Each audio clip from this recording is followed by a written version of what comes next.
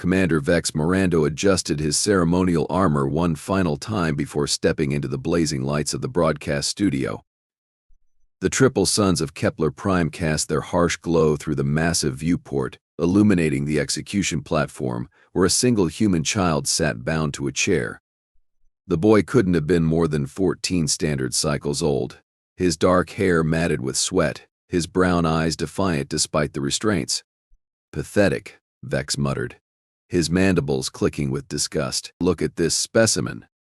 This is what the humans call their future generation. Weak, fragile, utterly worthless."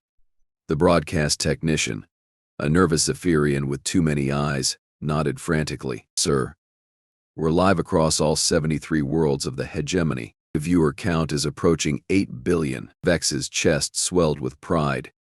The Galactic hegemony had ruled this sector for over 3 millennia, and today would mark another glorious victory. The execution of this human terrorist would send a clear message to every rebellious world: resistance was futile. "Greetings, citizens of our great empire," Vex began, his voice booming across the star systems. "Today we cleanse our galaxy of another human insurgent. This child, Marcus Kane, was captured after bombing a supply depot on Titan 7. He killed 17 of our finest soldiers." The camera zoomed in on Marcus's face. The boy's jaw was set, his eyes burning with something that made Vex's secondary stomach churn. Humans had this disturbing habit of looking directly at their executioners without flinching. "Any last words, terrorist?" Vex asked, genuinely curious. Most species begged for mercy at this point. Marcus lifted his head, and for the first time since his capture, he spoke. "Yeah, I got something to say." His voice was steady, almost casual. "You guys are about to learn why humans have a saying about poking sleeping giants." Vex's laugh was a harsh, grating sound. "Giants? You call your species giants? You're barely 5 feet tall, child. Your entire civilization couldn't produce a single warrior worthy of our weakest cadet."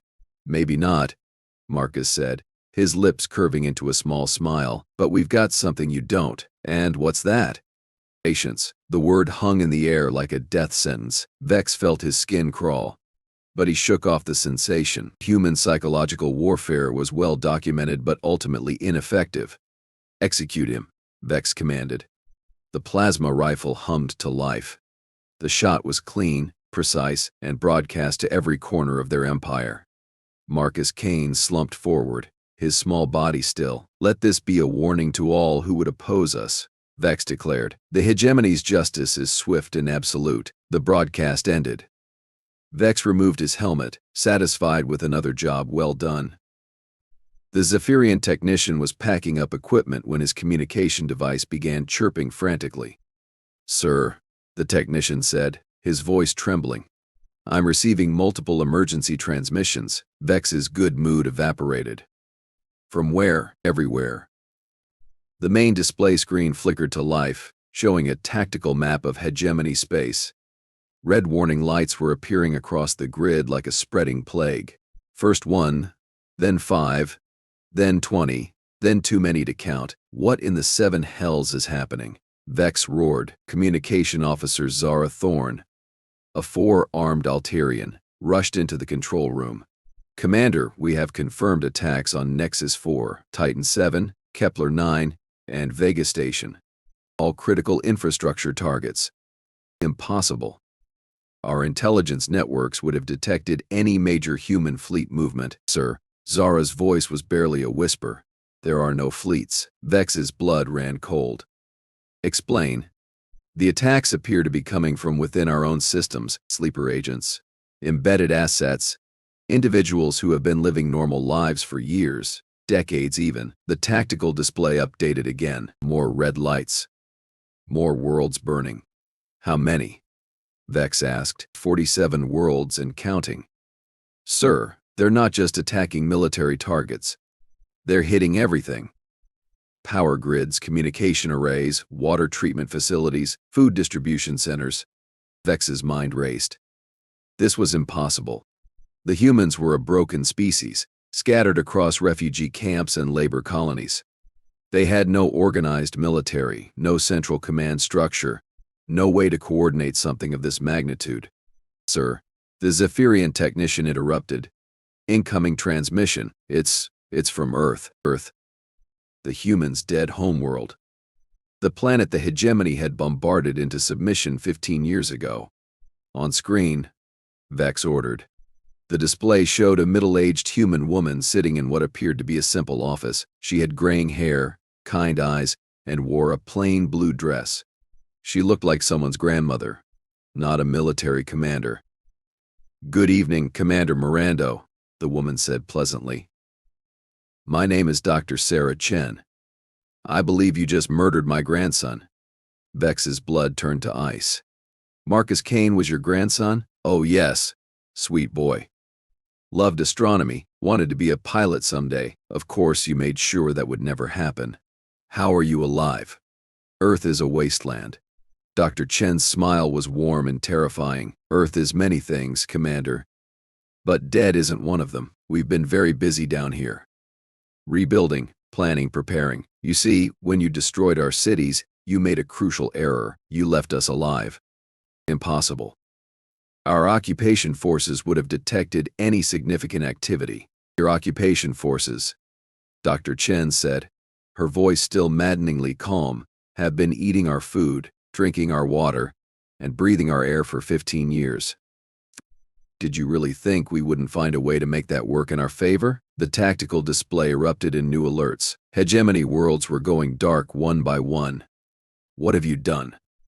Vex demanded. "What we do best, Commander. We adapted. Every human you scattered across your empire carried something with them. Not weapons, not technology.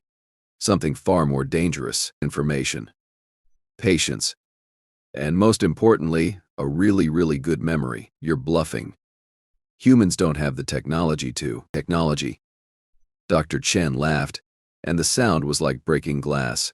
"Commander, you're thinking like a hegemony strategist. Big fleets, massive weapons, overwhelming force. Very impressive. Very dramatic. But we learned something from your little occupation. Sometimes the most effective weapon is a single person with the right knowledge in the right place at the right time." The communication board lit up like a festival display. Reports were flooding in from across the empire. Hegemony worlds were experiencing simultaneous infrastructure failures, power grid collapses, and communication blackouts. 63 worlds down, Zara reported, her voice shaking. "Sir, they're not just attacking our military assets. They're systematically dismantling our ability to govern." "How?" Vex screamed. "How is this possible?" Dr. Chen's image leaned forward slightly. "Commander, let me tell you about human patience. When you scattered us across your empire, you thought you were breaking us apart.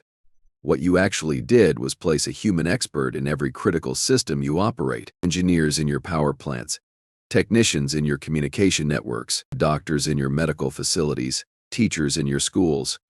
You're telling me this is some kind of sabotage network?" "Sabotage is such an ugly word. I prefer to think of it as aggressive problem solving." The tactical display showed the hegemony's territory shrinking in real time. Worlds were going offline. Communication links were severing, and supply chains were collapsing.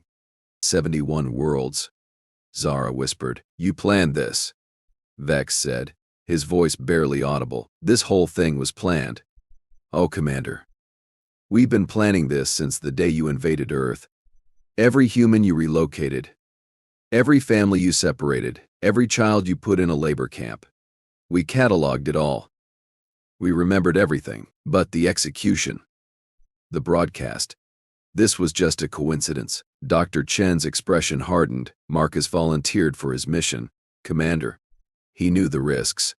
He also knew that his death would be the signal our people were waiting for. "You see, we needed to be absolutely certain that your entire command structure would be watching when we activated our network."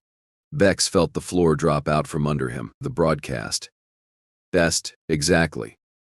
8 billion viewers across 73 worlds, all watching at the same time. The perfect moment to coordinate a simultaneous response. The tactical display flickered and died. Emergency lighting kicked in across the command center. "Sir," Zara said, We've lost contact with Hegemony Command. All primary communication networks are down. Dr. Chen's image was the only thing still functioning on the main screen. I'm afraid your Empire is experiencing some technical difficulties, Commander.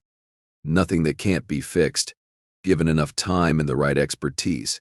Of course, we control both of those things now. What do you want? Vex asked. Want? Oh, Commander, you misunderstand. This isn't a negotiation. This is a demonstration. You wanted to show the galaxy what happens when someone opposes the hegemony. Well, we wanted to show the galaxy what happens when someone murders a human child on live television. The lights went out completely. Emergency power systems failed in the darkness. Dr. Chen's voice continued, calm and measured. Marcus was 14 years old, Commander. He loved starships and wanted to explore the galaxy. He collected rocks from every planet he'd ever visited. His favorite food was chocolate ice cream, and he was afraid of spiders. He was not a terrorist. He was a child who watched his parents die and decided to fight back the only way he knew how. Vex fumbled for his personal communicator, but it was dead. Everything was dead. You asked about human patience, Commander. Let me tell you a story.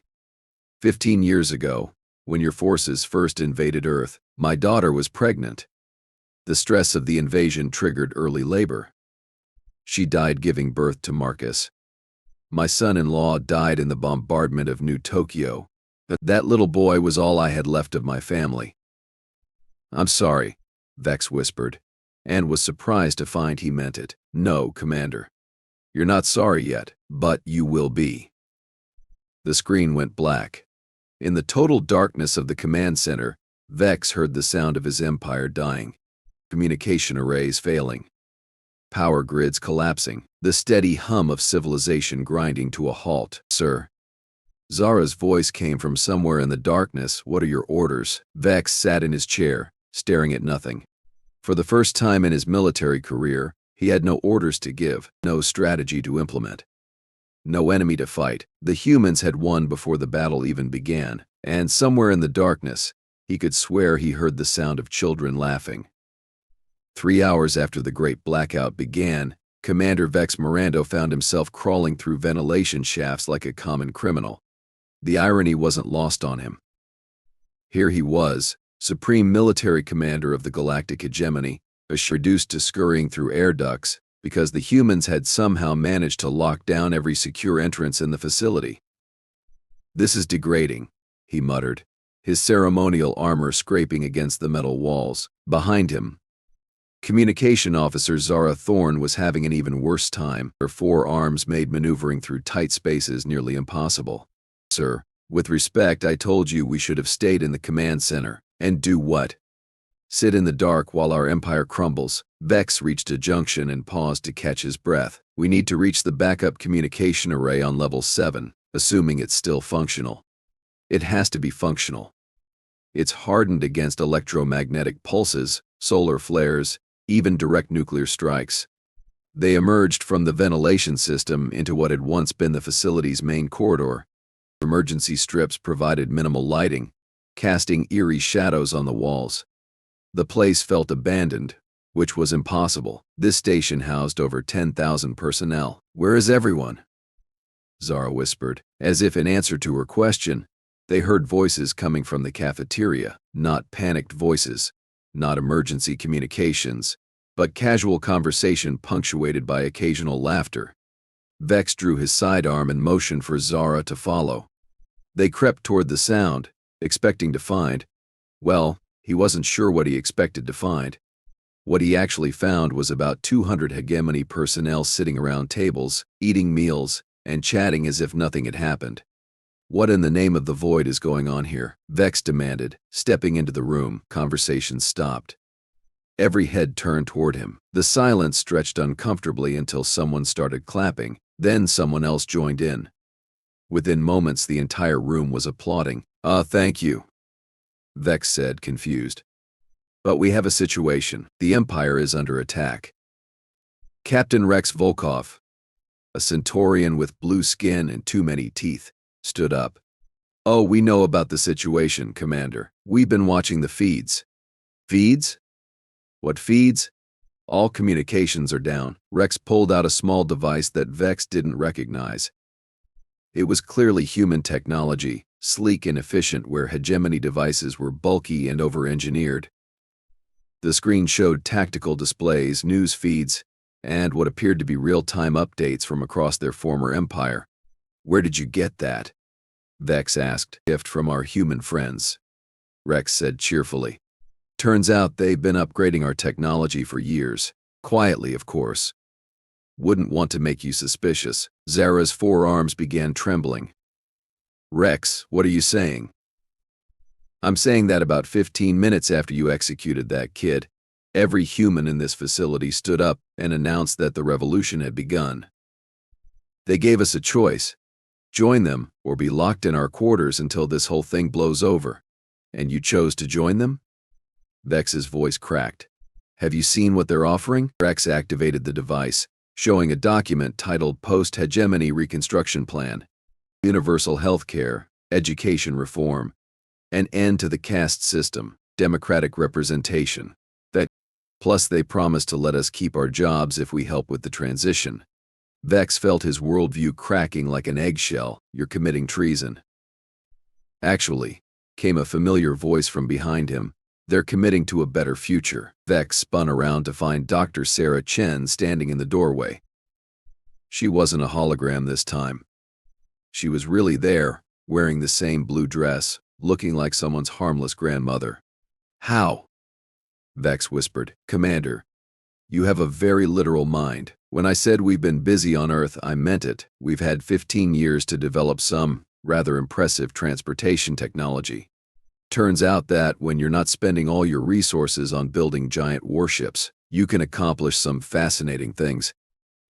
Behind Dr. Chen, a group of humans entered the cafeteria. They were carrying what looked like food supplies and medical equipment. None of them were armed, which somehow made them more terrifying than if they'd been bristling with weapons. "You see, Commander, while your empire was focused on maintaining control through fear and oppression, we were focused on solving problems. Food distribution, energy production, interstellar transportation, communication networks. We've been upgrading your infrastructure for years." "Upgrading?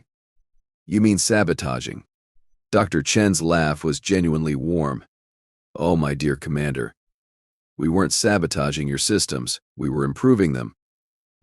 Every repair your human technicians performed, every routine maintenance cycle your human engineers completed, every standard upgrade your human programmers installed. We were making your empire more efficient, more resilient, more interconnected." Vex's secondary stomach began churning again. "More controllable." "Exactly. You scattered us across 73 worlds and put us in charge of keeping your civilization running. Did you really think we wouldn't find ways to do the job better?" One of the humans, a young woman with short red hair, stepped forward. "Commander, my name is Lisa Park. I've been the lead engineer for this facility's power systems for 8 years. Would you like to know how many improvements I've made to your reactor efficiency?" "I don't care about reactor efficiency," Vex snapped. "You should. Because every improvement I made was also a potential shutdown point. Every backup system I installed could also serve as a kill switch. Every safety protocol I upgraded could also be used to safely disable your weapons systems." Dr. Chen nodded approvingly. "Lisa here represents the 4th generation of our planning committee. Her grandmother was one of the original architects of what we called Project Patience." "Project Patience?" "The long-term integration and eventual peaceful transition of hegemony space to human administration.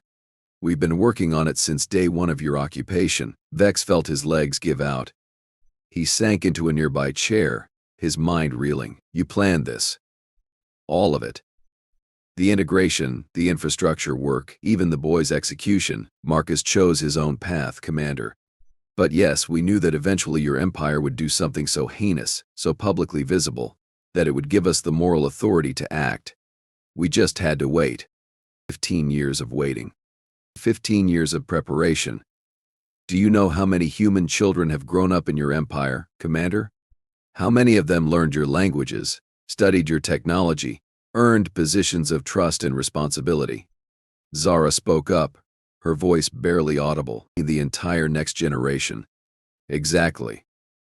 While you were busy maintaining your rule through fear, we were raising a generation of humans who understood your systems better than you do. The room fell silent except for the quiet hum of the facility's life support systems. Systems that were now, Vex realized, completely under human control. What happens now? He asked. Dr. Chen sat down across from him. Now we fix things. Your empire wasn't evil, Commander. It was just inefficient. Wasteful, cruel when it didn't need to be. We're going to keep all the good parts and upgrade the rest. And us? The non-humans? You get to choose. You can work with us to build something better. Or you can retire with full benefits and spend your remaining years pursuing whatever makes you happy. We're not interested in revenge, Commander. We're interested in progress. Rex Volkov raised his hand like a student in class. What about our military traditions? The honor codes, the ceremonial duties? Keep them if they make you happy. Just redirect them toward protecting people instead of oppressing them. Vex looked around the room at the faces of his former subordinates. They looked hopeful. When was the last time he'd seen hope in the eyes of his people? I have to ask, Vex said slowly, what makes you think this will work? Running an interstellar civilization is complicated. There are economic systems, trade relationships, diplomatic protocols. Dr. Chen smiled. Commander, we've been running your interstellar civilization for 15 years. You just didn't realize it. She activated her own device, showing a complex organizational chart. Every major decision your government has made in the past decade has been based on analysis and recommendations from human advisors. Every trade agreement has been negotiated by human diplomats. Every technological innovation has come from human research teams. That's impossible. Is it? Who maintains your communication networks? Who operates your transportation systems? Who grows your food? Teaches your children? Treats your sick? Commander, humans make up less than 10% of your empire's population, but we perform about 60% of the essential labor. The truth hit Vex like a physical blow. The hegemony hadn't been ruling humanity. Humanity had been propping up the hegemony. So, what was today? Vex asked. A demonstration? A transition. We simply stopped pretending that you were in charge and started making decisions openly instead of through back channels. Lisa Park spoke up again. Commander, in the 8 years I've worked here, have you ever questioned why this facility runs so smoothly? Why we never have system failures, power outages, or equipment breakdowns? I assumed hegemony engineering was superior.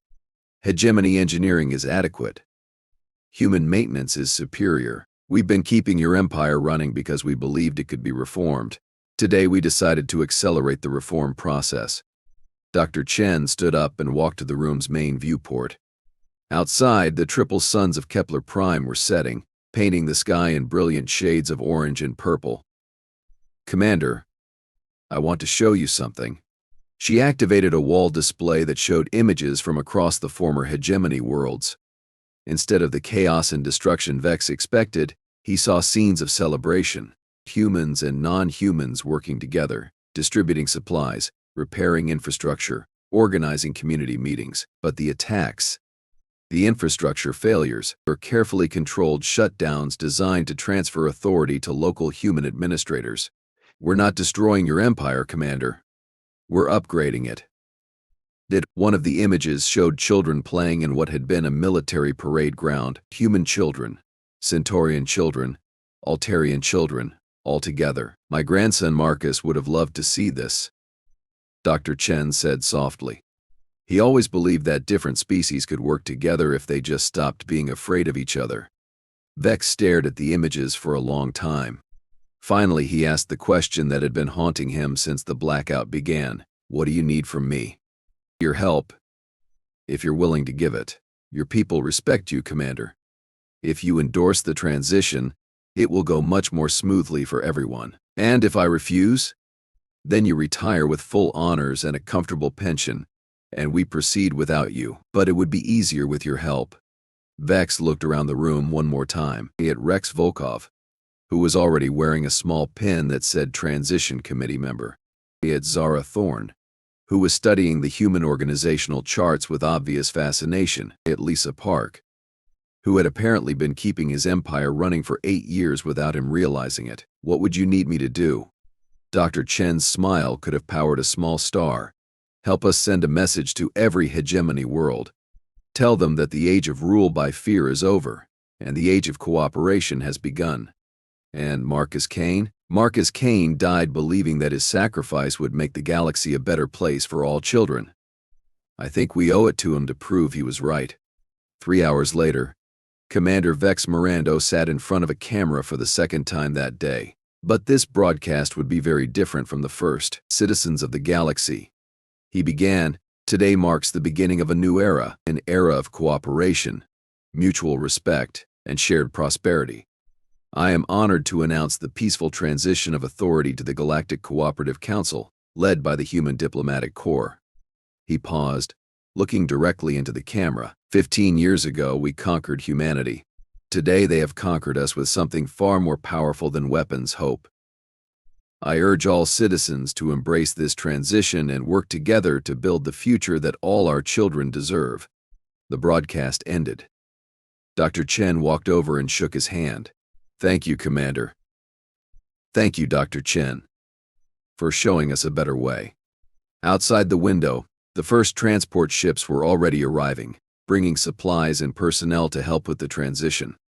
On the side of each ship, painted in bright letters, were the words, "Marcus Kane Memorial Fleet." A 14-year-old boy who loved starships and collected rocks had changed the galaxy forever. And somewhere in the stars, Vex was certain he could hear the sound of children laughing.